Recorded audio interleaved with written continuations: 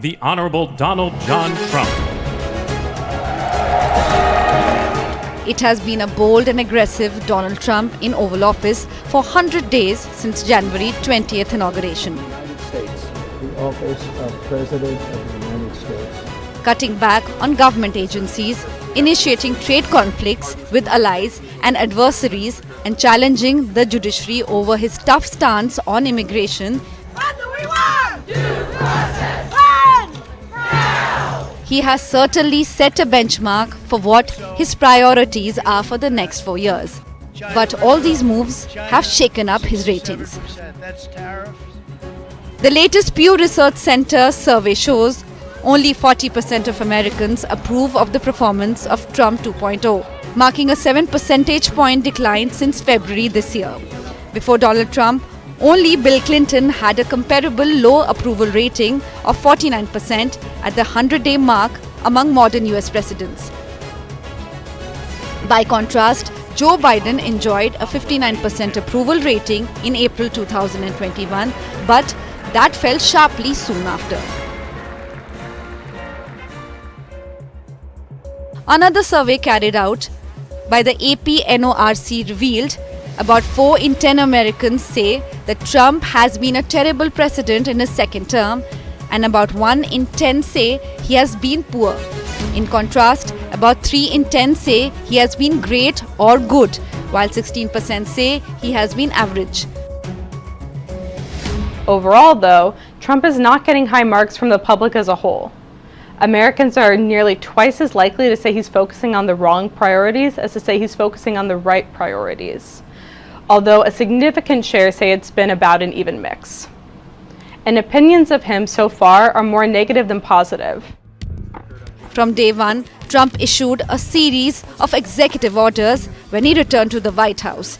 He ensured the name change of Gulf of Mexico to Gulf of America, announced his ambition to include Greenland into America, build a Riviera in Gaza to bring about an end to Israel-Palestine conflict. His efforts to end Ukraine war is yet to work out, but his motto of Make America Great Again still goes on in high pitch. The first 100 days have been massively disruptive, right? There's been this has been a period of kind of more breaking than fixing. I think we will remember this period for really kind of probably the most massive pivot that we've seen in the United States in terms of both the government and our position more globally. There are protests going on across America against Donald Trump for his job cuts and budget-cutting measures, and then there's the weekend hands-off protests.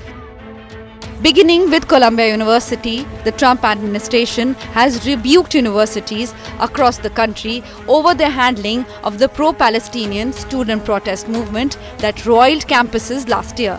Harvard University refused to buckle down.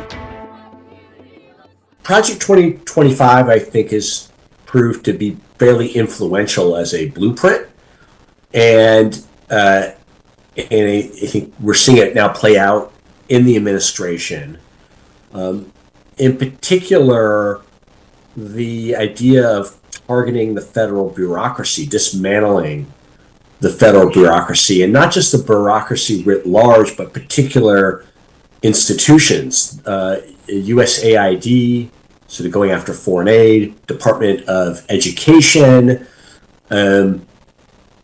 areas of the government that Trump and his supporters view as hostile to him, hostile to the movement. I think that they're more emboldened, more extreme, more determined to enact the agenda that they had long wanted to enact. Now, these lawsuits are backed by far-right. Despite the Signalgate scandal, despite the criticism and protests, and despite the drop in ratings, the Trump administration stands strong and bold in the Oval Office on its 100th day.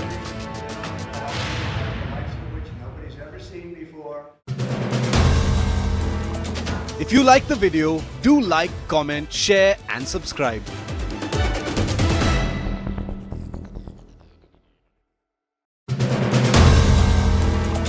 If you like the video, do like, comment, share and subscribe.